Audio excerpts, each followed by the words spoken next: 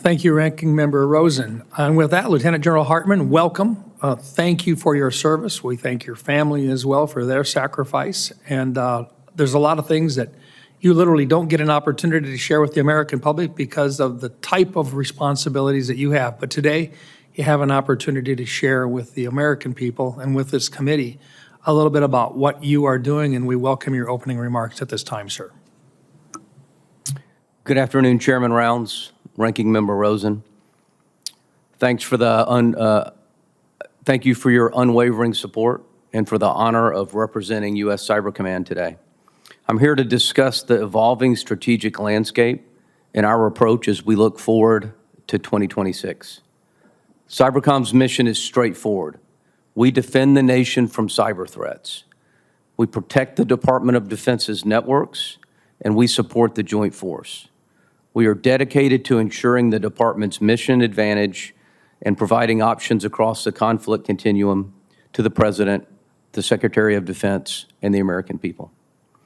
Achieving our assigned objectives in the mission set forth by the President of peace through strength requires a force equipped with a strong warrior ethos and the lethality necessary to meet our national objectives. Deterrence is essential to our strategy. In cyberspace, we're focused on maintaining a credible capability that dissuades adversaries from targeting our critical infrastructure.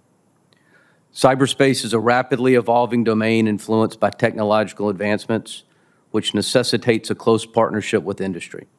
As the environment changes, Cybercom will adapt by swiftly developing and deploying new capabilities. Our commitment is to lead from the front, staying ahead of threats through a proactive and agile approach.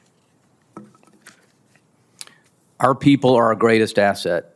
Capturing our ethos, we win with people. The dedicated professionals of Cybercom are at the forefront, defending networks and countering threats every day.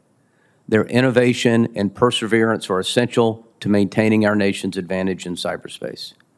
But we're not alone in the fight. Our allies and partners are crucial components of our collective defense. Key collaborations like our partnership with the National Security Agency enhance our nation's security by creating a unified effort that surpasses the capabilities of our adversaries. Moving forward in 2026, our focus is not only on maintaining readiness, but also elevating the level of mastery within our cyber forces.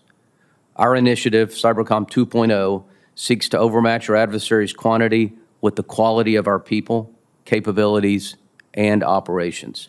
Modernizing our force design and rapidly integrating new technologies are vital components of our strategy. Here, partnership with industry and academia become indispensable, enabling us to stay at the forefront of cybersecurity advancements. Our adversaries are persistent and they are sophisticated. State-sponsored cyber actors from China, Iran, North Korea, and Russia pose significant threats to our critical infrastructure and military systems. China is the most persistent threat, while Russia has gained significant capabilities through their ongoing operations. To counter these threats, Cybercom develops robust deterrent strategies, ensuring that any attempt to undermine our security will face an overwhelming response. An essential part of our future strategy includes the accelerated integration of artificial intelligence.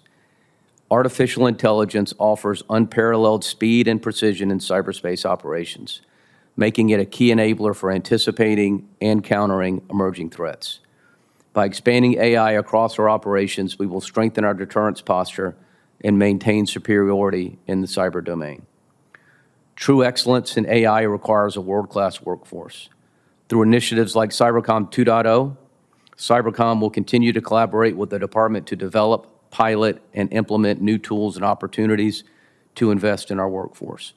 A world-class workforce requires world-class training, facilities, and capabilities to excel and thrive. With the support and assistance we receive from the department and from Congress, Cybercom is well positioned to achieve these world-class results.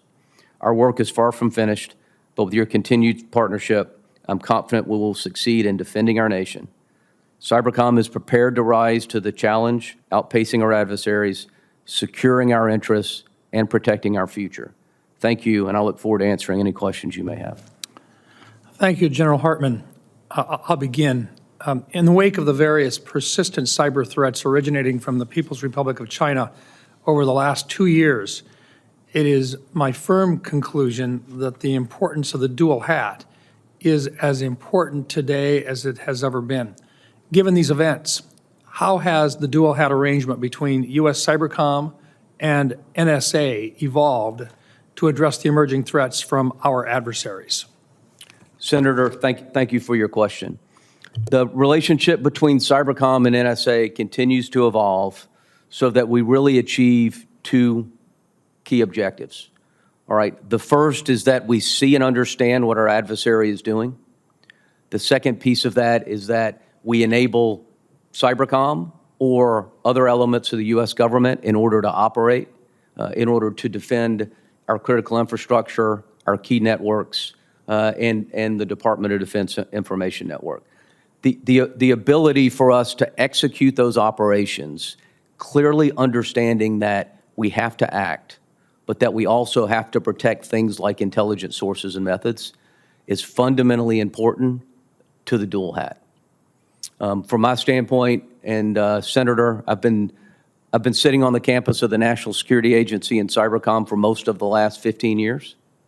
I've continued to see this partnership evolve, and our ability to execute increasingly more precise operations is fundamentally because the dual hat allows me, in my current capacity, to move with the speed and agility of unity of effort that is required, but it also forces leaders across the organization to collaborate, to do the hard work, and to provide the best options for the national security of the country.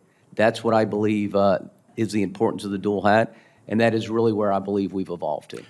Recognizing that this is an open setting and we can't get into specifics, I think another item, not only the dual hat has been successful, but also the NSPM 13, which was incorporated under President Trump in his first term, I believe has been very successful in the process, the determining of when you can do your offensive cyber operations in an efficient manner, and making sure that all parties involved are appropriately apprised, but there is a decision process in place.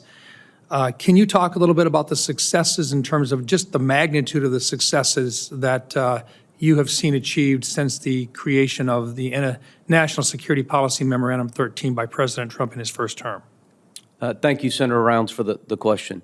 NSPM 13 is a repeatable, sustainable, agile process that is recognized across the Department of Defense and across the interagency that allows us to move at the speed and agility that's required based on our intelligence, based on operational requirements, and it has increased our ability to execute cyber operations tenfold.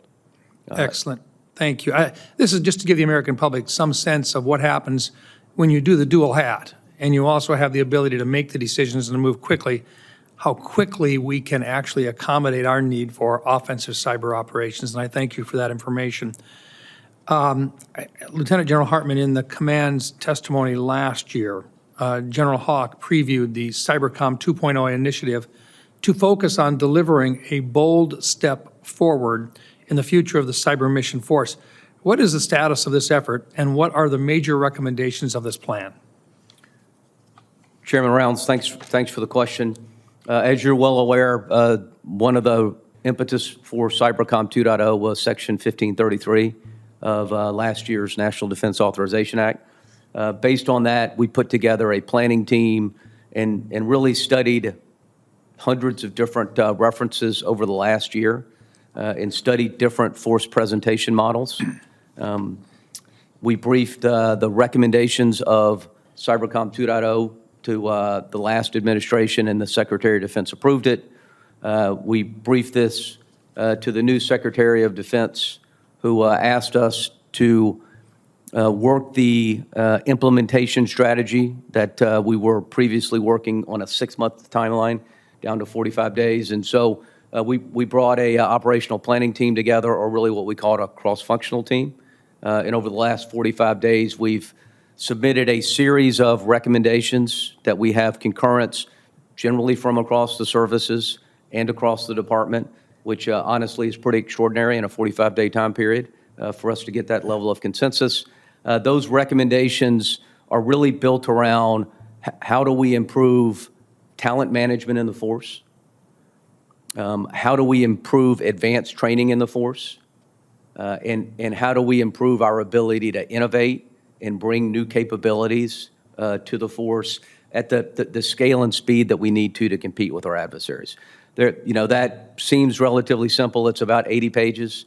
We've delivered it to the department. The department is going through a very reasonable process, and we're pending the results of that feedback from the department, Chairman. Thank you, General. Ranking Member Rosen.